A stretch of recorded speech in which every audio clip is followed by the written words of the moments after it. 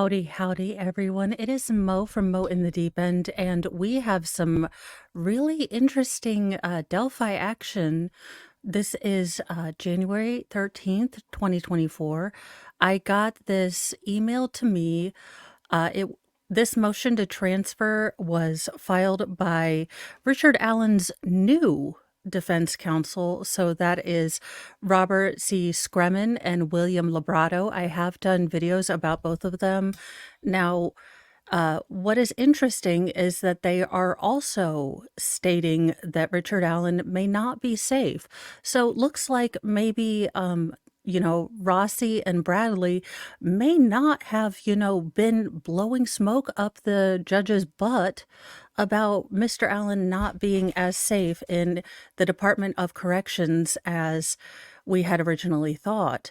Now, the other interesting thing about this motion is that Judge Frances Gull, in her infinite and immortal omnipotence, decided to put this file as sealed to the public, but I was able to, through certain friends, relations, sources, and scuttlebutt, get this. And there is Friberto. He is trying to find his pineapple bed, but the feral one has moved it, so he is irritated. Nothing like trying to just get a serious video out, and there's still shenanigans. But there are shenanigans here to deal with. So we have a motion and we have exhibits to cover, and Richard Allen may not be safe, and this is really concerning. I mean, on a totally serious note, the fact that a person that is supposed to be presumed innocent because he is yet to see his trial has now, by two independent defense counsels, defense teams at least, four different lawyers, found his position to be precarious in our Department of Corrections. I texted my friend who I did an interview, Kara Winnicke. You should definitely go check out that interview. I will try to link it in my description. This could go terribly wrong, you guys. I don't know if I'll know how to do that, but I'm going to try. Semi-professionalism, here I come.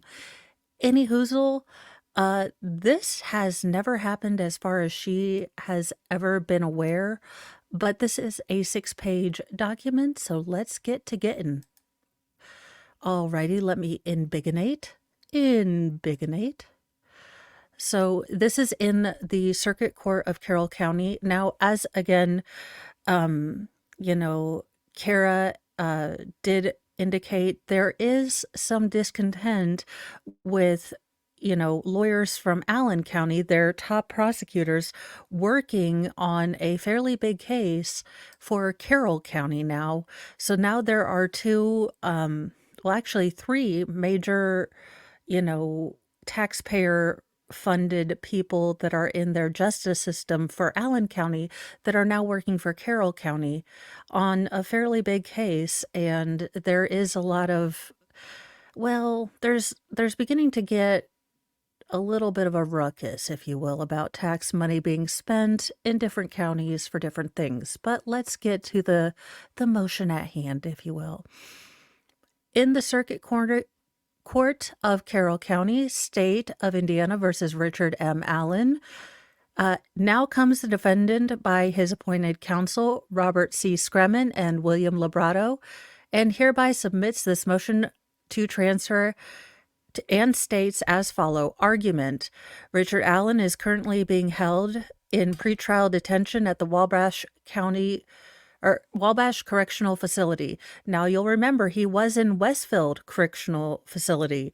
They transferred him to Wabash Correctional Facility, a maximum security state prison. After visiting with Mr. Allen at both the Westfield Correctional Facility and the Wabash Correctional Facility, it is counsel's belief that 1, Mr. Allen is not being treated similar to other pre-trial detainees being held in county jails, and 2, pre-trial incarceration at Wabash Valley Correctional Facility will seriously, if not fatally, impact counsel's ability to effectively represent Mr. Allen due to the distance of travel and visitation conditions.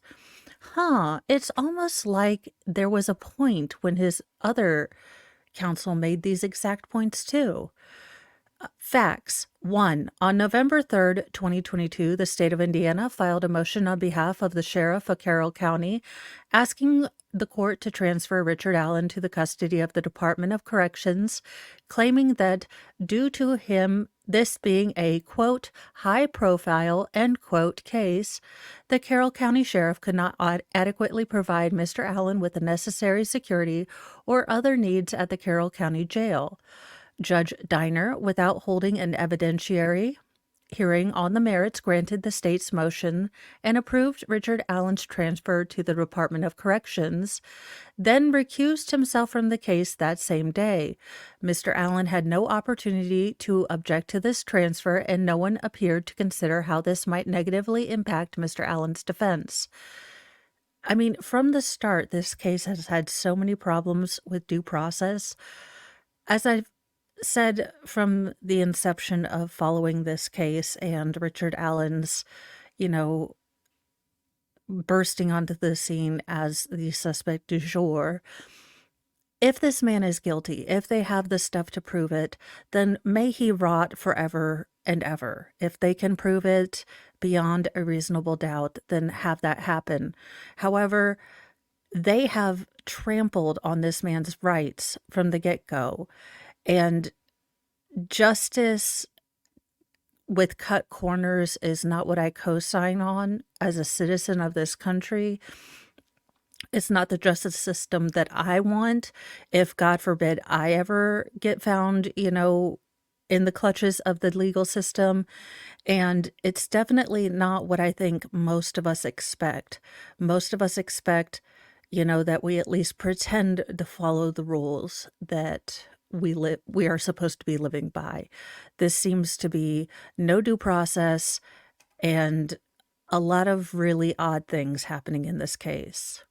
Number 2, on April 5th, 2023, Mr. Allen's formal counsel filed an emergency motion to modify safekeeping order, essentially a motion to transfer Mr. Allen to a county jail. I have reviewed counsel's motion, and although I lack personal knowledge to vouch for all the allegations made, as Mr. Allen's present counsel, I believe it to be meritorious as a motion, and based on 25 years of practicing law, I agree that Mr. Allen is not being treated to similar pretrial detainees in county jails. And his pretrial incarceration at a distant state prison severely impacts counsel's ability to effectively communicate with Mr. Allen and effectively represent him. I would incorporate the legal arguments made by prior counsel and add that Mr. Allen's distance from present counsel and the conditions during visitation negatively impact counsel's ability to effectively represent Mr. Allen. Number 3, on April 14th, 2023, this court denied prior counsel's motion and Mr. Allen remains in the custody of the Department of Corrections. Number 4, on April 28th, 2023, this court received a letter written by an inmate at Westfield Correctional Facility alleging that Mr. Allen was being abused and mistreated. Number 5, on September 18th, 2023, prior counsel filed a motion for a Franks hearing in support of their previously filed motion to suppress. Prior counsel included a 306-page memorandum with 126 confidential exhibits. The memoranda and exhibits, among other things, alleged prison guards at Westfield Correctional Facility were allowed to wear patches on their official uniforms supporting Odinism, and that crime scenes suggested a potential connection to Odinism, in parentheses, a Nordic religion and or cult that has been associated both in the prison system and in society in general with white supremacy, end of parentheses. After reviewing crime scene photos and visiting Mr. Allen in Westfield Correctional Facility, present counsel believes these claims have merit. Holy Giblets, you guys.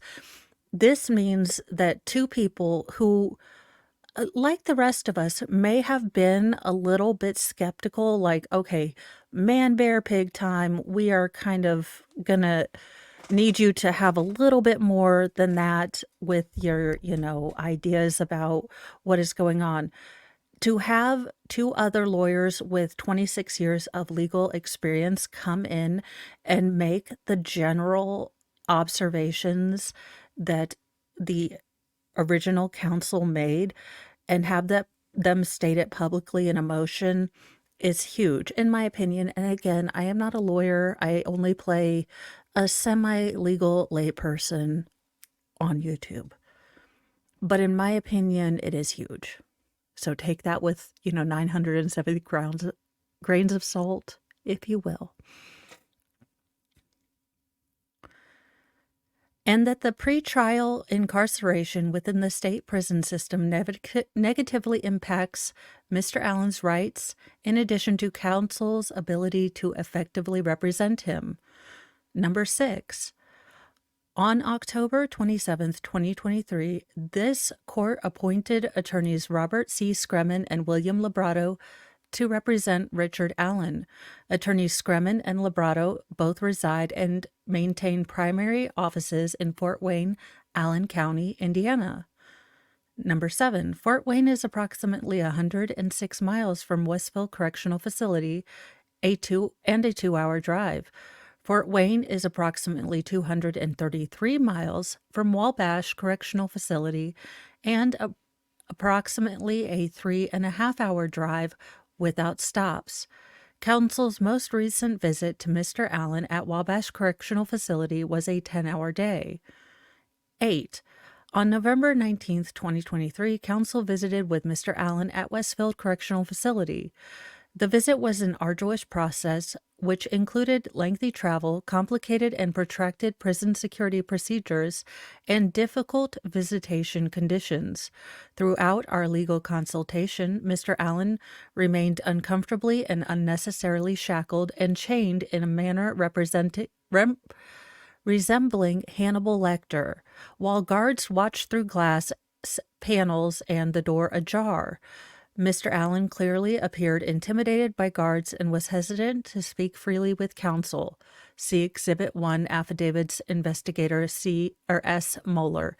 I will pull up the exhibits, and I'm sorry, you guys, that I'm tripping over my words a little bit. It's not a Great Lake Day, but I did want to get this out, so forgive me a little bit for the stumbles. Number 9.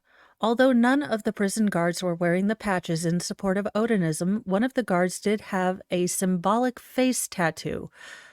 So these MFers were told not to have the patches anymore, so this jackass, jackwagon, decided to go get a face tat of Odin's spear and a multiple hand and finger tattoos emblematic of Odinism and or Norse mythology. This same prison guard had a public Facebook account that also displayed the same tattoos, in addition to a necklace with Thor's hammer inscribed with the letters BRSRCR, an acronym for Berserker, which is a very specific type of Norse battle axe and a name given to warriors fighting in honor of Odin.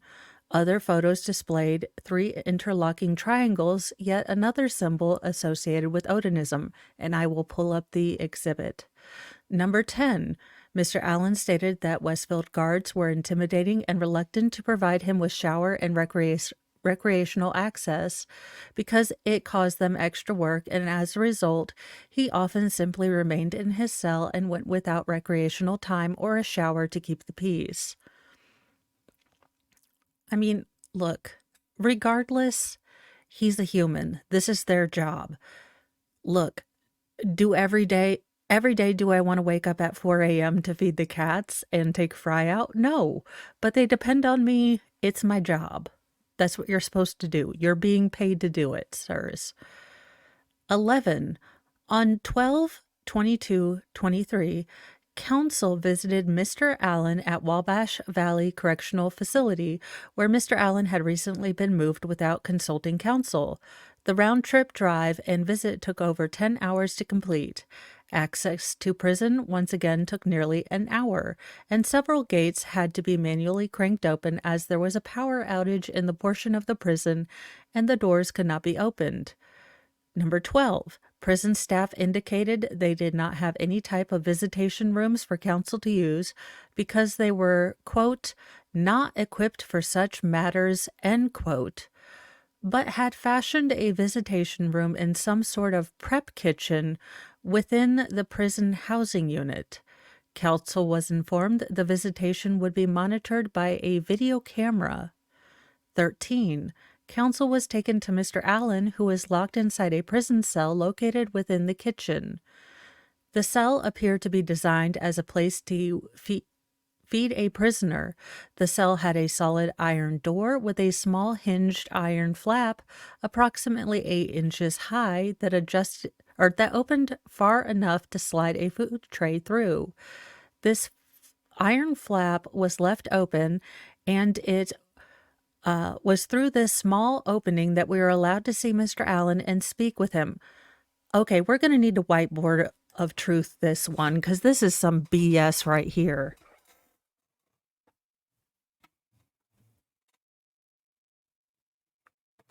For the love of...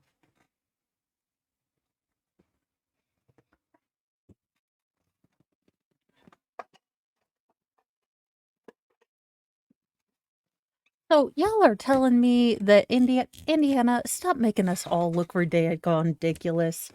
So you're telling me, I'm going to pretend that this is the little lawyer desk. Look, my art is beautiful. You are jealous. Y'all remember the little dude that used to make all the little fun cities on PBS, and we would watch him and be amazed. So this is the lawyer desk. Here is this damn solid iron door, and they are talking through this little flap like a damn dog door, like freaking Home Alone when he took out the tip money and did the recording. Are y'all kidding me? This is... If the FBI, I know you are very busy finding the most of all of the January 6 people that you can find, but could you please take a look at this? Because what in the actual heck is going on here? We've got prisoners having to talk through flaps in a random prep kitchen, prison guards with face tattoos since they can't wear patches, freaking weird all around stuff going all around. What is going on? You know what this is? This case, this is a volcano. So we make this. This is a dumpster.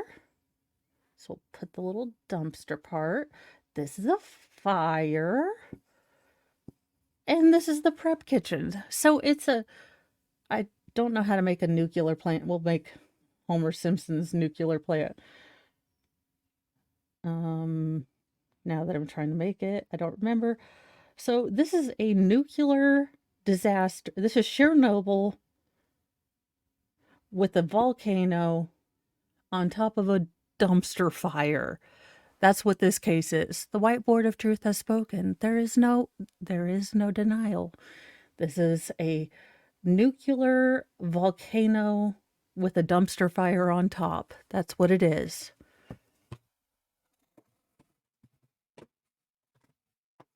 The whiteboard of truth has spoken. There can be no alternative. Let's continue with this BS. A folding table was set up approximately 6 feet from the cell door with 3 chairs on the far right side of the table. We were instructed to sit in the chairs and not to approach Mr. Allen or come within 6 feet of the cell door. This arrangement made it impossible to show Mr. Allen any videos or documents or discuss the case with him without raising our voices or almost shouting. 14. In 25 years of practicing law in 5 states, including representing numerous defendants charged with murder, I have never had to conduct an in-custody legal consultation in this fashion. The prison's visitation arrangement created an environment wherein effectively representing Mr. Allen was a fiction. This is ridiculous. 15. Mr. Allen stated that in the 2 weeks that he had been at Wabash Valley Correctional Facility, he had not received or even been offered any recreational time, and he believed he had taken 1, possibly 2 showers, and he had not been allowed outside in the prison yard, although other inmates enjoyed outdoor recreation. Conclusion. In 25 years of practicing law, I have never had to conduct an in-custody legal visit in the manner I have with Mr. Allen. I routinely conduct legal visits within jails in Allen, Adams, Huntington, Randolph, and Wells County, including consultations with numerous clients charged with murder. There is never, in italics, a guard present during the consultation, and there is never, in italics, audio or video, sorry, goodness guys, I am so sorry, video equipment recording the visit. My clients are never shackled, handcuffed, or chained during these visits. In parentheses, these are clearly state prison policies, not jail policies, or not county jail policies. End of parentheses. I am often able to simply sit at a table with my client and have a conversation, but at the very least, I am able to sit directly across from my client and speak through a large plexiglass partition where we can view videos and documents. County jails routinely, I dare say daily, have lawyers visiting pre-trial detainees, and as such, county jails have rooms specifically designated for attorney visits. County jails also have a streamlined access protocol for defense attorneys that often takes no more than a minute or 2, as opposed to an hour, and laptops, phones, and tablets are routinely allowed during attorney visits with no special requests. County jail visits with clients can even be set up the same day. Clients in county jails are extremely accessible, and multiple visits can be quickly and efficiently made when legal issues arise. Based upon counsel's observations and experience, Mr. Allen is not being treated similar to other pretrial detainees being held in county jails. However, even if this court were to find that Mr. Allen's pretrial treatment within state prison does not in itself justify moving him to a county jail, evidence is absolutely overwhelming that pretrial detainment at Wabash Correctional Facility will seriously, if not fatally, impact counsel's ability to effectively represent Mr. Allen due to the sheer distance of travel and the unworkable visitation conditions. Counsel for Mr. Allen respectfully requests that he be transferred to either Allen County Jail or Adams County Jail, respectfully submitted by Robert C. Scremin. So there we go. That is the motion, and it is extremely vindicating for the original defense team to have this new defense team run into the same issues, and disheartening that despite the move, Mr. Allen is still experiencing these issues. Now let me pull up. We stop sharing this. And if you'll give me a sec, I'll pull up the other exhibits. Da-da-da. In Big and 8. So the exhibit 1 is presenting. Share screen. I am going to be so much more professional one day. I mean, I'll mark it on my calendar. It'll happen in the next 2 years. I promise, guys. The first exhibit is an affidavit. So, State of Indiana versus Richard M. Allen affidavit number 1 on 11/19/2023. I accompanied attorneys Robert Scremin and William Labrato to the Westfield Correctional Facility to meet with Richard Allen. I believe this is their private investigator, but let's continue with the affidavit and make sure, because I don't want to give you bad advice.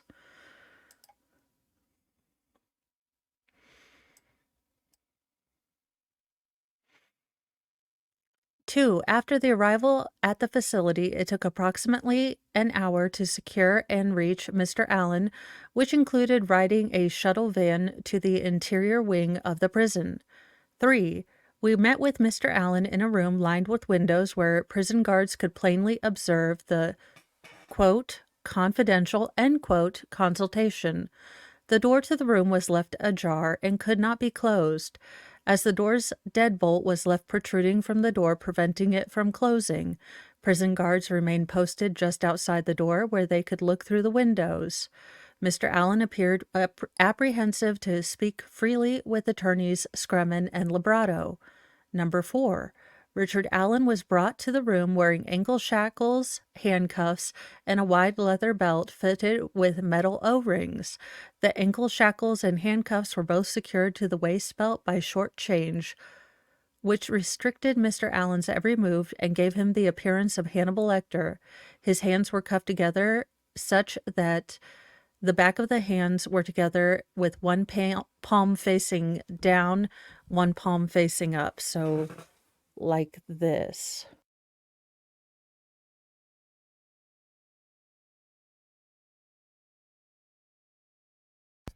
Dang it. I muted myself. So very uncomfortable to have your hands like this, or at least it is for me. Now down by it's not the most comfy, but if you're kind of relaxed.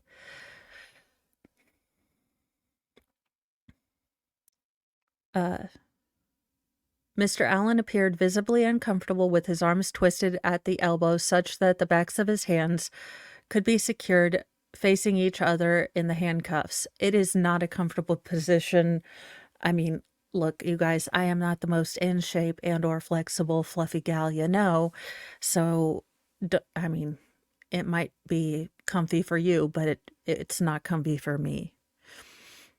Mr. Allen remained shackled and chained in this fashion for the entire visit. Number 5. One of the prison guards who stood outside the door, later identified as Sergeant Randy Jones, displayed a face tattoo of, quote, Odin's spear, end quote, under his right eye, and numerous tattoos on his arms, hands, and fingers that resembled Nordic or Odinist symbols. 6. I later located a Facebook profile for Randy Jones, including a photo of Sergeant Jones with the same face tattoo of Odin's spear and wearing a necklace with Thor's hammer charm, another symbol associated with Odinism. The hammer necklace worn by Sergeant Jones was inscribed with the letters BRSRCR, which is an acronym for Berserker. A berserker is a type of Nordic battle axe and a term used to describe warriors fighting for Odin. Other photos displayed are 3 interlocking triangles, another symbol associated with Odinism. Research has revealed that Odinism has been linked to white supremacy in the prison system. Symbols and rituals associated with Odinism also appear to be present in crime scene photos taken in the present case. 8. So it is interesting that the investigator that this present counsel is using also believes that Odinism is present in the current case. So they're not going with a completely different theory, it looks like. It looks like they are continuing, at least in part, with the theory that was put forth by the original defense team. And if so, then them corroborating these things independently of the first defense team really does solidify that there may be, as I said to my husband, Mr. Mo, while in Walmart, this might be the first effing time that the cult actually did it. Like, the one freaking time it's the daggone cult, allegedly, everyone's trying to cover it up. Like, the one doggone time. But I digress. 8. Mr. Allen states he was once shot with a taser through a closed door and locked prison cell. Number 9.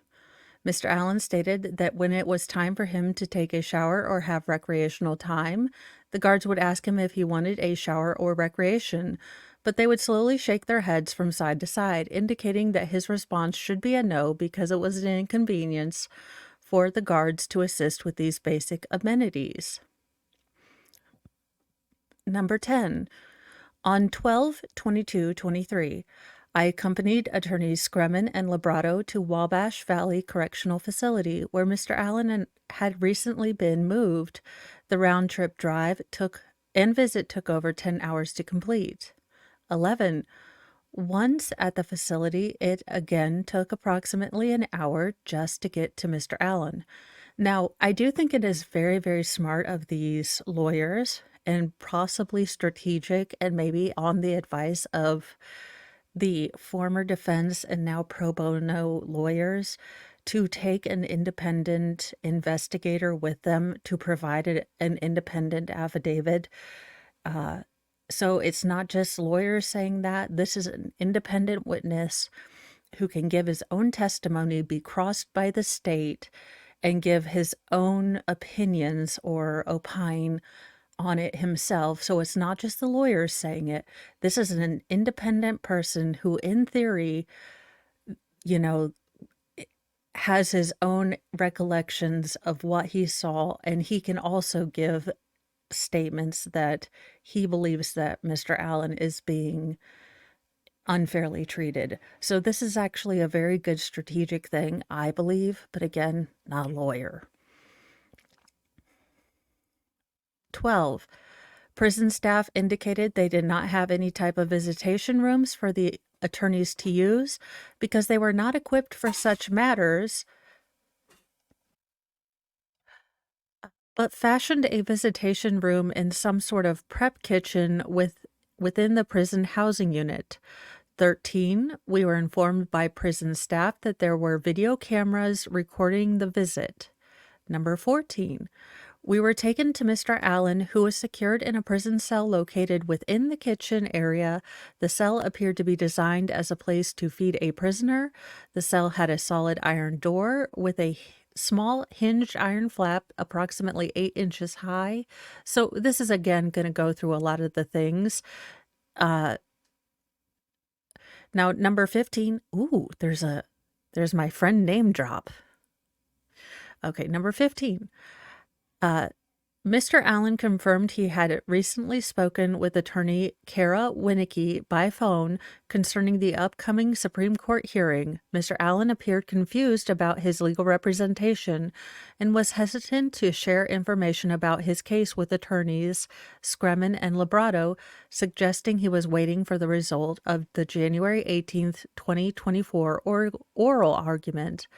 I have also recently spoken to Mr. Allen's wife, who similarly was hesitant to provide any information until after the hearing. 16. Mr. Allen stated that since arriving at Wabash Valley Correctional Facility, he had been kept in solitary confinement, had not had any recreational time, and had not been allowed outside, and that he had no window. Although he had been there nearly 2 weeks, he believed he had taken 1, perhaps 2 showers. He appeared disoriented to date or time. Prison officials confirmed that Mr. Allen had not been taken outside for recreational time, claiming it was for safety issues of self-deletion watch. 17. Mr. Allen expressed concern that he was receiving medications and he was unsure what he was being given or why, as he had not recently seen a physician. Dear God, they are going to shuffle him off the mortal coil. What look, I mean, are we run by Odinists and not lizard people? Have I been lied to all these years? I am getting very irritated. If I have been putting all the blame on lizard people and it was actually Odinists, I mean, I have to change my entire way of thinking. But this is really not funny. Why are they? This is beyond breach of his rights, and this is not the justice system. This is not getting justice for these little girls. None of this is justice. None of this is going to bring back those little girls. If anything, if he is, found guilty, any one of these things could give them an appealable thing. Any one of this could be a violation of his rights. I mean, this is beyond shameful. I mean, in a quarter of a century, lawyers have not seen or had to interact with the shenanigans that are going on here. He also stated that whatever medication he receives, he does not always get the same type or number or size or color of pills. Respectfully submitted by Suzanne Mueller, investigator.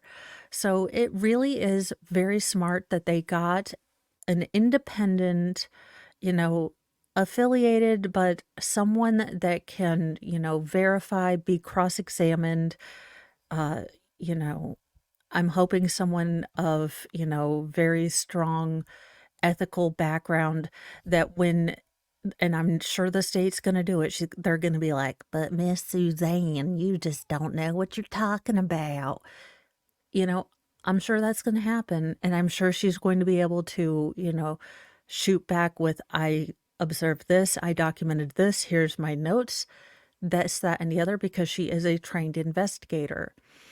So this was really strategically a very smart move. Now let me take this off and show the one other exhibit that I did get. Now,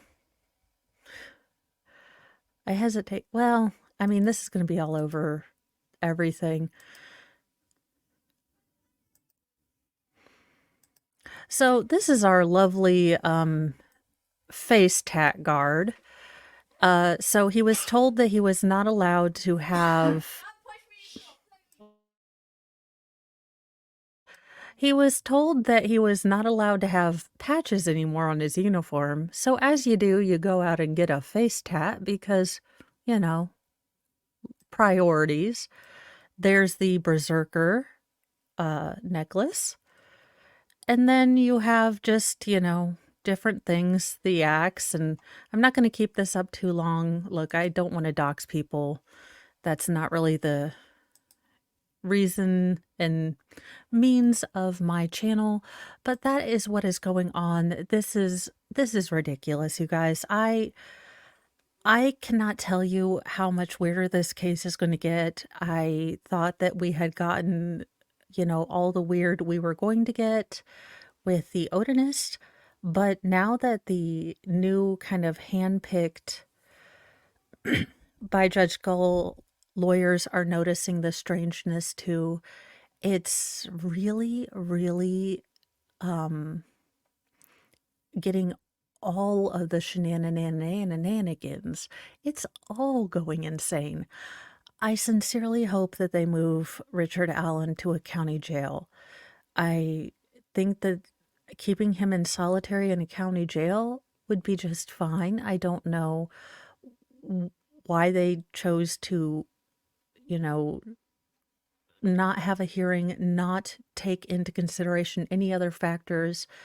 And then the judge just recused himself, and then Judge Gold didn't think about anything else. And now we have two sets of experienced lawyers saying it is not safe. I want justice for the two little girls. That's why so many of us have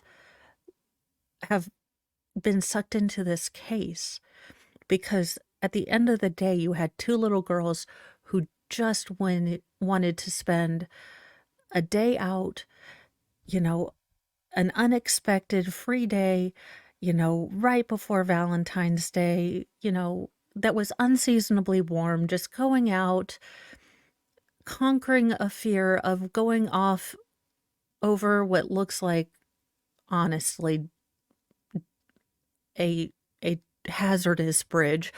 But as a child, I could understand that you would love to go over that bridge. I mean, and your friend cheering you on, your braver, maybe more adventurous friend, and to have that snuffed out by some malignant evil is something that I think we all want justice for.